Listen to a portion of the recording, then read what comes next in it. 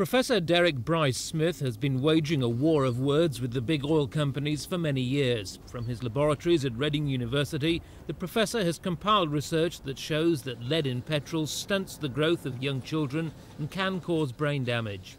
And current moves by oil companies to introduce more unleaded petrol are, he says, a deception on the public. He claims the oil industry could easily produce a high-grade unleaded petrol for use in any car without any conversion being necessary.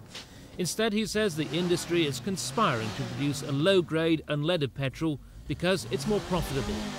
Well, it's a conspiracy, really, to deceive the public on this technical issue, a conspiracy to deceive government and Parliament on this supposed need for lead in petrol. It isn't true at all, and they have been guilty of acting against the public interest and, as I said, damaging the mental development of children in a way which is totally inexcusable. The professor is not alone in his views. This letter from Volkswagen confirms that the car maker knows the oil companies have the technology to produce high-quality unleaded petrol. Tonight, a spokesman for the British petroleum industry said large quantities of high-grade unleaded petrol could only be produced by massive investment in refining techniques, which would inevitably mean much more expensive petrol for the motorist. He added that the professor deserves no credibility whatsoever and refused to be interviewed on the same programme.